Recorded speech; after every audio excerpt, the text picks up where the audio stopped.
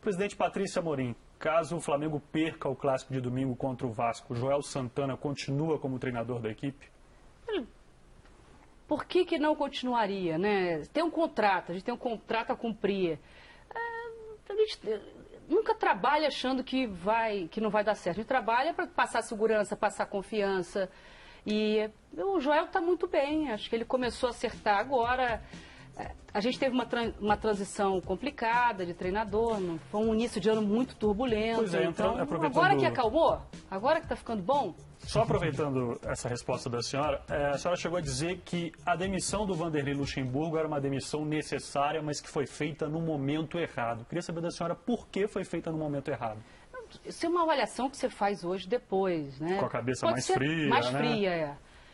Olha, eu adorei trabalhar com o Vanderlei. Adorei. Eu aprendi demais. É um grande treinador. E acho que fiz uma amizade de vida aí. É um treinador que... Flamengo, compromissado com o Flamengo e tal. As questões que levaram a essa demissão foram de relacionamento. Chegou um determinado momento que ele fazia muitas exigências e não estava em conformidade com a diretoria e até com os conselhos, porque ele foi entrando em searas e foi avançou. Mas ele queria participar o quê? Da administração? Não, ele não queria planejar? Administrar, não, ele publicamente, às vezes, se manifestava dizendo que porque não é fácil trabalhar no Flamengo. Falou que houve lentidão nas contratações de reforços, né? Eu lembro que isso foi uma coisa, ele reclamou dos conselhos. Isso, as contratações estavam muito lentas. lentas. A diretoria, de repente, entendia que era melhor usar os garotos da base, era isso? Isso foi... O que ele sempre usou, ele tem o mérito, o Vanderlei tem o mérito de usar esses meninos para não conflitar, achar que ele não queria a mesma coisa. Mas a gente tem uma entre-safra, porque a gente tem os jogadores acima de 30 anos, né? E os meninos que o mais velho é o Luiz Antônio com 21, mas a maioria tem 18, 19. Então a gente não tem ali os 23, 24, 25, 26 no auge, né? A gente está procurando formar e acho que vamos ter time aí para 3, 4 anos. A gente está imaginando isso, né? Está trabalhando para isso. E tem que ter essas grandes estrelas. E muitas vezes o Vanderlei queria impor que tinha que trazer um jogador e às vezes financeiramente a gente não tinha condição de ter todos os jogadores. Né? Então, e a gente tinha uma preferência de trazer o Wagner Love, de manter naquela época o Thiago, depois não. Mas o Vanderlei a permanência do Ronaldinho, né? Que as pessoas podem questionar se é caro, se é barato, mas pra gente não tem questionamento sobre a importância dele. Se tivesse, a gente não tinha assumido uma dívida que não é nossa, que era da Trafic e feito um contrato com ele. Mas então a permanência do Ronaldinho era um problema para a permanência do Vanderlei também? Não, isso não era diretamente, um não era contra o outro, assim, não existe, gente, isso é um pouco de folclore, né? Existia uma queda de braço entre os dois? Existia o interesse do Vanderlei em tornar o time mais jovem. Então não era o Ronaldinho, é tornar o time mais jovem. E eu não acho que ele tivesse errado, não. Mas E nós trabalhávamos na direção de tornar o time mais jovem. A questão que aí foi extrapolando para as coisas se tornarem públicas e não conseguimos resolver isso dentro de casa. Eu falei um pouco sobre a questão do time estar em Londrina e nós estarmos na Gávea resolvendo o problema do Ronaldo, renovando com o Felipe, buscando o Wagner, trazendo alguns dos reforços que ele queria, porque o Itamar e o Magal nós trouxemos. Então, foi esse momento bem turbulento. Mas não que não tivesse um comando. Até outro dia, o Luiz Augusto Veloso me lembrava que, lógico, ele estava aqui conosco fazendo essas renovações. Não é que não tivesse um comando, mas a gente estava muito, no Rio de Janeiro, ocupado em resolver esses problemas que eram problemas grandes, né? E aí a coisa acontecia lá, a gente não conseguia ter um contato absoluto, uma resposta sobre o que estava acontecendo de verdade. Né? A senhora gostaria até de ter estado mais presente em Londrina na pré-temporada. Na verdade, o presidente tem que presidir. São questões técnicas que, né, a gente deixa para as pessoas do departamento de futebol resolverem. E aí foi um momento bastante turbulento. Eu estive na entrevista coletiva que o Vanderlei concedeu depois que ele foi demitido, e ele Em outras palavras, ele deixou claro o seguinte, que ele reclamou muito da omissão, uma eventual omissão da diretoria em relação a alguns casos de indisciplina do Ronaldinho, inclusive um que aconteceu em Londrina, nesse período de preparação. E que nós mandamos o vice-presidente jurídico, que é um advogado criminalista, que assistiu as fitas, que chegou até a entrevistar os funcionários do hotel. Então, no nosso entendimento, não era uma falha ou uma falta grave, porque nada evidenciava que aquilo tinha acontecido. Mas o que chega para vocês da diretoria em relação às famosas, porque se fala muito, nesses famosos casos de indisciplina do Ronaldinho, presidente? O que tem de verdade? Ele não tem caso de indisciplina, ele comparece aos treinos, Ou de falta de comprometimento, talvez, a palavra seja essa. Olha, aí é uma questão de resultado e de performance. E o torcedor, ele é o maior crítico, nada passa desapercebido, né? Quando ele aprova a atuação do jogador, ele aplaude. Quando não aprova... E o Ronaldo, ele é centro das atenções onde quer que vá. Então, tudo com ele, como o Flamengo é muito grande, então tudo com ele é muito maior. A gente pegava as informações da Conmebol e o Ronaldinho aparecia na capa, né? Na época que a gente estava na Libertadores, que infelizmente não estamos mais. Isso é muito doloroso. E a gente fez uma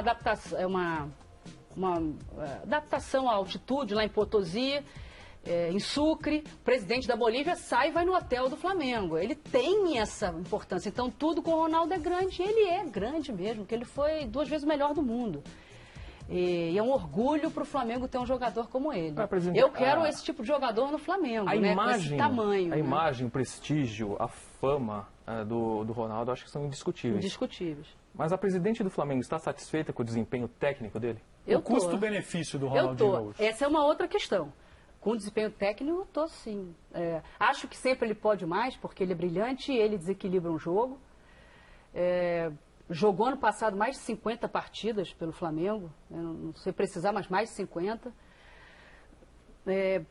Mas basta ele estar em campo? Estatisticamente, ele tem um aproveitamento fantástico, pode às vezes não, sei lá, o torcedor é livre para achar. Ano passado ele custava muito barato, esse ano nós assumimos, porque eu tenho certeza que essa dívida seria mais uma dívida, mais um passivo que o Flamengo teria no futuro. Então, eu não quero deixar para quem vem à frente qualquer dívida que eu tenha contraído na minha administração. Presidente Patrícia Amorim, boa tarde, obrigado pela presença. Falei em sabatina, a senhora já ficou meio preocupada, mas pode relaxar, tá? Então, sempre relaxar. Eu sou muito relaxada nesse ponto. Importante a gente responder todas as perguntas, né? Bom, então deixa eu começar com a primeira, antes de mostrar a nossa enquete de hoje e passar a bola aqui para o Wagner Vilaron, também para o Felipe Piauí. Presidente Patrícia, esse é um ano especial, não só para a senhora, mas também para o Flamengo. É um ano eleitoral, em dezembro teremos eleições presidenciais no clube. Eu queria que a senhora fizesse um balanço da sua gestão, lembrando sempre que a senhora pegou o clube com uma dívida que, segundo a senhora, mais de 400 milhões de reais em dívidas. Foi uma gestão onde a senhora investiu muito nos esportes olímpicos, na infraestrutura da sede da Gávea. Eu queria que a senhora fizesse um balanço, a senhora que assumiu o clube um dia depois da conquista do Campeonato Brasileiro de 2009, né? Boa tarde a todos. Muito importante ter esse espaço para falar, principalmente por ser um programa ao vivo, porque o que se fala aqui não é interpretado por ninguém, é dito pela presidente, portanto é o canal direto com o torcedor, que muitas vezes a gente não tem com o sócio, mas não tem com o torcedor. Bom, assumi em 2009, ganhei a eleição no dia seguinte da conquista do Campeonato Brasileiro, numa disputa muito difícil, com 5 outros candidatos, 1 da situação e 5 de oposição, dividindo o número de votos. Tinha total consciência da possibilidade de vitória, mesmo sabendo do resultado do futebol. O clube não suportava mais a falta de estrutura, apesar dos bons resultados que esporadicamente aconteciam, mas a falta de estrutura para os profissionais que trabalham no clube, para promover uma aproximação com o futuro, tendo como a tradição do craque que a gente faz em casa sempre presente, que é a fórmula do sucesso do Flamengo. Então, talvez se as coisas estivessem bem, eu não tivesse nem sido candidato. Mas apesar do Flamengo ter sido campeão, as coisas não iam bem. Né? Na parte administrativa, na questão do patrimônio, e aí acho que a minha maior contribuição na questão patrimonial, patrimônio físico, Hoje o Flamengo tem um centro de treinamento que funciona com instalações provisórias, mas a instalação permanente fica pronta ainda esse ano, do profissional, do módulo do profissional. Eu tenho um orgulho muito grande disso, de ser presidente do centro de treinamento.